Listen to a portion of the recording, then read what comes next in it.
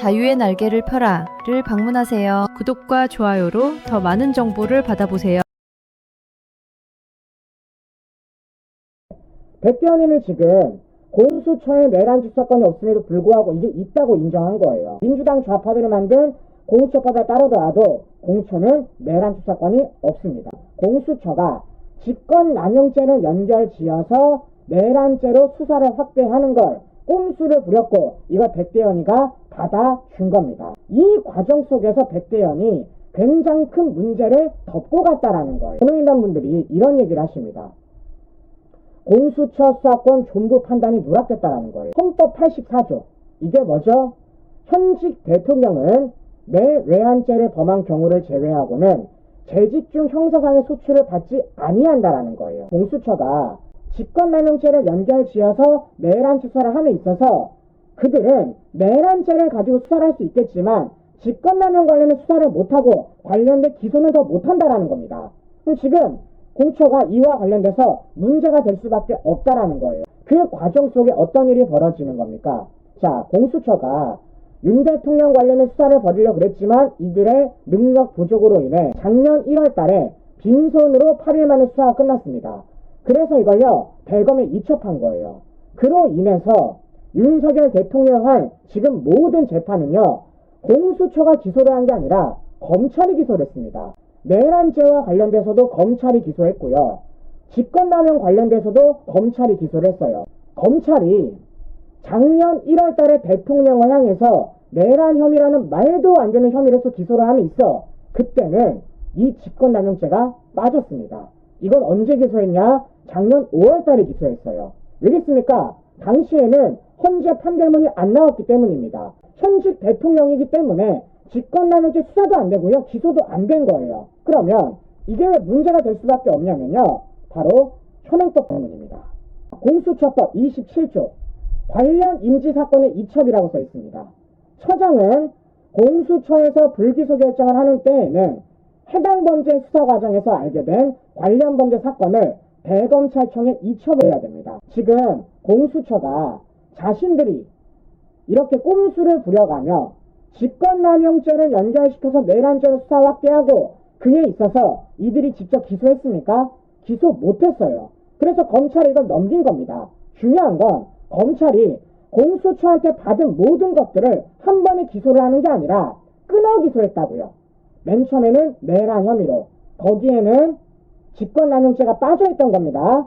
그리고부터 현재 판결이 나오고 나서 작년 5월 달에 직권남용죄 기소를 하게 된 거예요. 공수처가 대통령을 수사함에 있어서 내란죄를 연결점에 있어서 공수처법 27조를 어겼다라는 겁니다. 관련돼서 이들이 불기소가 될 거면요. 대검에 넘겨야 되는데 이걸 넘기지 않은 채 질질 끌다가 관련돼서 다시 검찰이 수사를 벌여가지고 직권남용죄로 추가 기소를 했다라는 거예요. 직권남용죄를 연결지어서 내란 수사를 할 거면 뭐부터 기소를 해야 됩니까? 직권남용을 먼저 기소를 해야죠. 그게 맞는 것 아니겠습니까? 1탄이 직권남용이고 2탄이 내란죄라며. 그러면 직권남용죄와 관련된 어떤 문제가 있는지 먼저 파헤치고 나서 그리고 내란죄와 관련 수사를 통해 기소를 해야 될 것 아니겠어요? 근데 뭔가 거꾸로 된 겁니다. 왜 거꾸로 됐을까요? 수사 과정에 문제가 있기 때문이죠. 근데 이와 관련된 재판부에 문제를 제기했는데 이걸 백대현이가 덮었다라는 거예요. 자, 어떤 얘기인지 영상 보여드리고 이어가 보도록 하겠습니다.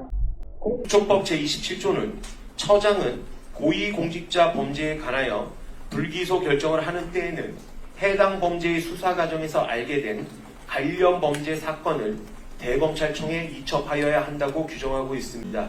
따라서 공수처는 직접 관련성이 인정되는 관련 범죄를 인지하였다고 하더라도 고위공직자 범죄에 대해서 불기소 결정을 할 때에는 관련 범죄를 대검찰청에 이첩하여야 하고 관련 범죄를 수사할 수 없습니다. 공수처법 제27조의 적용에 대한 변호인단의 주장에 대해 재판부는 판단을 회피하였습니다. 이러한 고의적인 판단 누락은 법원의 의무를 방기한 위법한 사항입니다. 변호인단분들이 분명히 얘기를 하고 있습니다. 방금 우리가 문제를 삼았었던 공수처법 27조. 그러면 재판부는 이 문제점에 대해서 변호인단들이 문제를 제기하면요. 문제가 있는지 없는지 조사를 해야 됩니다. 근데 그걸 백대현이가 조사를 하지 않은 채 그냥 무야무야 뭉갰다라는 거예요. 그래놓고 한다는 말이 지금 공수처가 내란치 수사권이 있다라고 인정해주고 있다라는 겁니다. 공수처가 수사권이 있다고 말할 거면요, 관련된 공수처가 공수처법을 어긴 문제와 관련돼서 논의하고 관련된 충분히 수기를 가한 다음에 그리고 나서 네가 인정을 하든 말든 해야 될 것 아니겠습니까?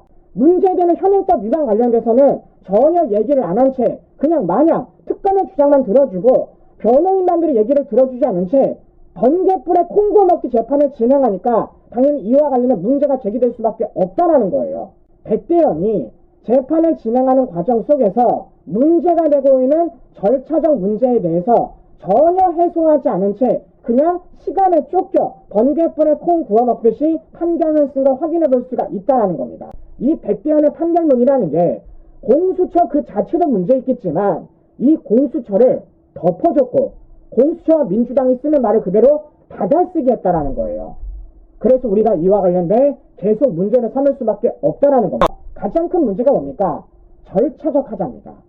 분명히 졸속 재판이며 관련된 증거조사와 증인신문을 안 했다라고 말했음에도 불구하고 이걸 지 멋대로 망치를 두들긴 거예요. 어제 그리고 이와 관련된 윤 대통령 변호인단분도 절차 법리적인 모두 다 문제 있다라고 얘기한 겁니다. 변호인단분들이 어떤 말씀을 하시는지 이것도 영상 좀 보여드리고 이어가 보도록 하겠습니다. 첫째로 재판부는 당초 2026년 1월 16일을 결심일로 진행하겠다고 공지하였음에도 불구하고 이에 대한 사전 예고나 충분한 절차적 설명 없이 돌연 판결 선고 기일로 변경을 하였습니다. 그 과정에서 윤석열 전 대통령 측이 신청한 증거들에 대해서는 개별 증거의 필요성이나 관련성에 대한 구체적 판단을 전혀 거치지 않은 채 일괄 기각하는 결정을 내렸습니다. 두 번째로 증거조사 진행에 있어서도 현저한 형평성의 문제를 보였습니다. 특검 측이 신청한 증인신문과 서증조사에 대해서는 장기간에 걸쳐 충분한 조사를 허용한 반면 저희가 신청한 증인과 서증에 대해서는 일부 예외적인 경우를 제외하고 대부분 일괄 기각하였습니다. 기각에 설명도 전혀 없었고 이건 쌍방 당사자주의와 무기대 등의 원칙의 정면으로 배치되는 절차 운영으로 볼 수 있습니다. 셋째로 서증 제출 방식과 관련하여서 더욱 심각한 혼선과 부당한 태도를 보였습니다.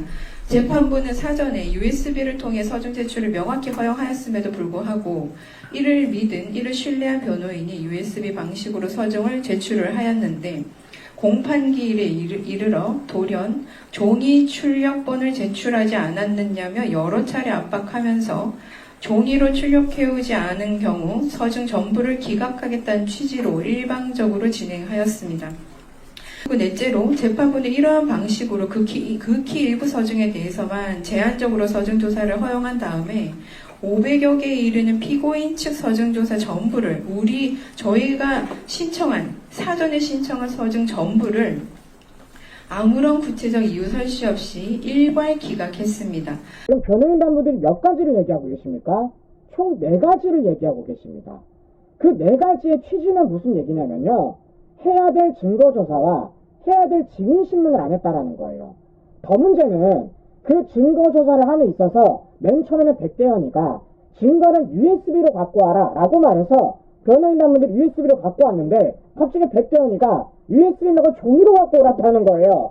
그래서 변호인단분들이 맨 처음에 네가 USB 갖고 오라 그랬잖아. 근데 왜 갑자기 종이를 갖고 오느냐? 이거 문제 있다. 혹시 증거조사 안 하려고 그러냐? 라고 문제를 제기하니까 그때서 백대현이가 깽깽거리면서 다시 USB로 갔다라는 겁니다. 이거 자체가 뭐겠어요? 지금 백대현이 윤석열 대통령한테 굉장히 불리하게 재판을 진행했고 그 과정 속에 어떤 절차적인 문제가 있는지 무려 4가지나 지금 윤 대통령 변호인단 분들이 어제 기자회견을 통해서 알려주고 있다라는 거예요. 이쯤 되면 이건요, 답을 그냥 내려놓은 거예요. 답을 내려놓으니까 이런 말도 안 되는 하자들이 계속해서 드러나는 것 아니겠습니까? 선고가 나왔는데 변호인단 분들이 아직까지도 판결문을 못 받아봤다라는 거예요. 여러분들, 이건 그냥 상식입니다. 선고를 해요. 선고를 한다라는 건 판사가 판결문을 썼다라고 우리가 당연히 인지하는 것 아니겠습니까? 판결문이 써져 있으니까 선고를 하는 거죠. 그리고 판결문을 읽는 게 판사 아니겠습니까? 그런데 그 판결문은 변호인단 분들이 아직까지 못 받았고 왜 아직까지 안 주냐 물어보니까 백대현이가 수정을 하고 있답니다. 다른 것도 아닙니다. 한 나라 대통령의 선고예요. 근데 그와 관련돼 얼마나 졸속으로 했으면 판결문을 못 쓴 채, 판결문을 수정한 채 선고를 내리고 아직까지도 판결문을 못 주는 겁니까? 저는 그런 경우는 한 번도 본 적이 없습니다. 예, 저 역시도 마찬가지로 한 번도 본 적은 없는데 아주 종종이 아니라 아주 드물게 판사가 판결문을 수정한다고는 합니다. 그런 경우도 있긴 있는데 그렇지만 다만 이 사건은 전직 대통령에 대한 판결 선고 아닙니까? 판사가 판결 원문도 안 써놓고 판결을 했다는 겁니다. 그리고 지금 판결문을 고치고 있대요. 그래서 판결문을 줄 수가 없답니다. 상식적으로는 말이 안 되는 내용이라고 생각됩니다.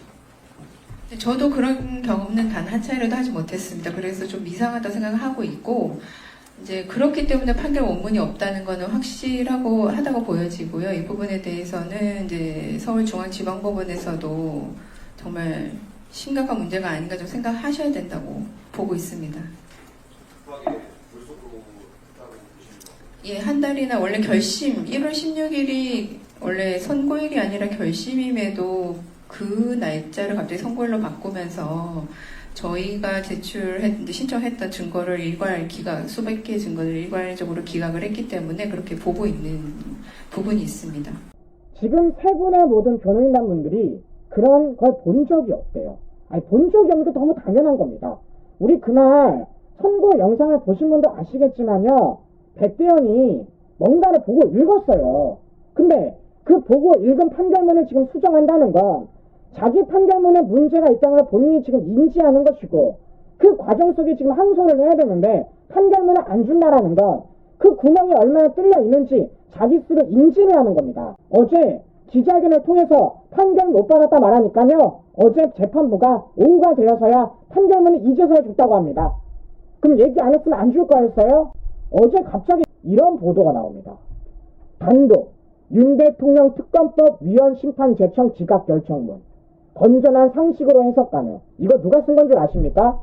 이거 백대현이가 쓴 것이. 위헌 법률 신청 제청이란 건 무슨 얘기냐? 지금 특검법 자체가 문제가 있다라는 겁니다. 지금 윤석열 대통령 재판을 기소하고 구형이 내린 특검을 향해서 이거 위헌입니다 라고 제청을 하는 게 위헌 심판 제청이에요.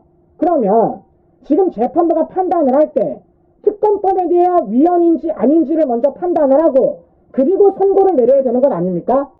선고를 내려놓고 이제서야 이걸 기각 결정문이라고 언론에 뿌려서 단독 보도가 나오고 있다는 거예요. 위헌 법률 신청 제청을 하면요, 먼저 이와 관련된 기다 아니다를 결정을 해야 돼요. 그래야지 특검법에 대해서 앉아있는 특별 검사들이 문제 있는지 없는지 먼저 판단을 할 것 아닙니까? 근데 지금 먼저 해야 되는 위헌 법률 심판을 먼저 판단을 안 하고 일단 선고를 내려. 그리고 나서 대통령 변호인단분들이 기자회견을 하니까 이제서야 내가 기각 결정문 썼습니다라고 언론에 뿌려주고 있다는 거예요. 판사가 지금 법리적으로 판단을 안 하고 언론 플레이를 하는 겁니다.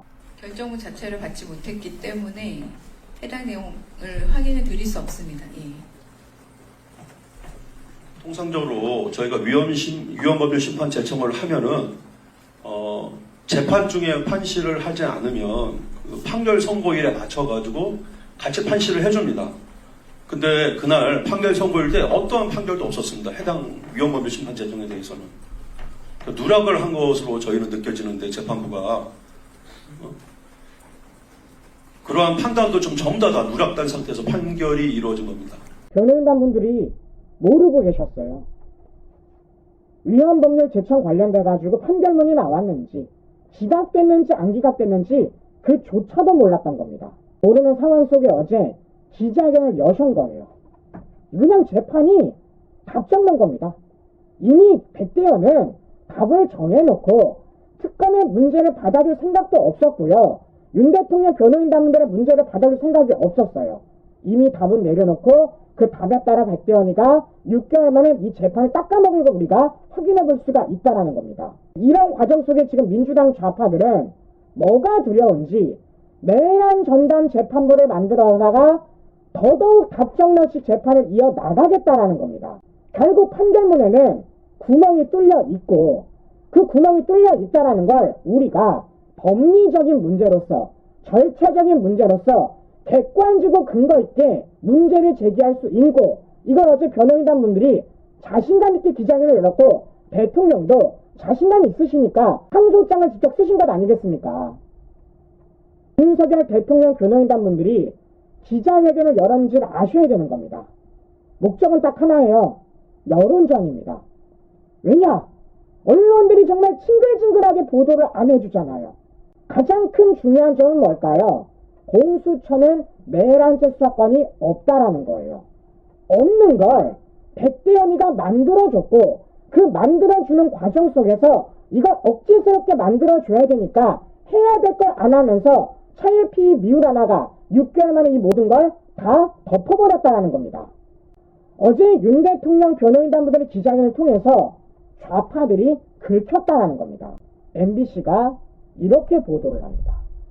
판결문 없이 선고 음모론에 이재명 체포 구속 확대 해석까지. 자, 지금 MBC가 뭐하죠? 그냥 억지를 부리는 거예요. 판결문을 못 받았다고 말을 하는데 그게 왜 음모론입니까? 아니 MBC 기자는 네가 판사야? 네가 변호사야? 아니 변호사분들이 못 받았다고 말하는데 그게 왜 음모론입니까? 실제 그리고 어제 오후 늦게나 되어서야 백대현이가 수정된 판결문을 보내왔습니다. 음모론은 니들이 내는 거죠. 이재명도 체포 구속 확대 해석까지 한대요. 확대 해석이 아니에요. 그런 얘기를 백대현이가 했습니다. 헌법 84조 소추와 관련돼서 백대현이 뭐라 그랬습니까? 소추와 수사는 다르다 그랬습니다. 현직 대통령도 수사받을 수 있다고 말한 게 백대현입니다. 수사라는 건요, 구속을 넘어 재판까지 가능한 겁니다. 그래서 우리가 뭐라 그랬습니까? 백대현이 말했던 직권남용죄, 대선 당시 국무위원 소집 안 한 거, 누구까지? 이재명까지 연결된다고요. 왜? 이재명도 이진숙 방통위원장 국무회의 배제시켰잖아요. 이거 법적으로 문제될 수밖에 없죠. 이재명 어떤 근거에 따라 배제합니까? 이재명이 배제할 수 있다라면요, 윤 대통령 배제 가능한 거지. 같은 권한인데.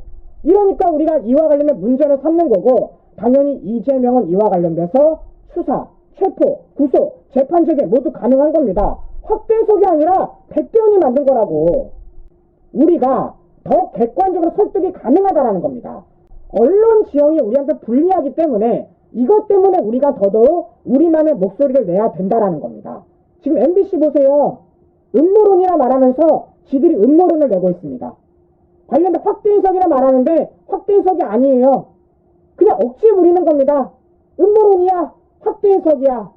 근데 이걸 우리가 지금요 충분히 반박할 수 있다라는 거고, 우리가 반박이 된다라는 건 이들이 지금 우리의 여론을 굉장히 두려워하고 있다라는 거죠. 알아야 되고 알려야 되고 설득하는 겁니다. 구독이랑 좋아요 눌러주면 내가 이렇게 하트 날려줄게. 지금 바로 고고!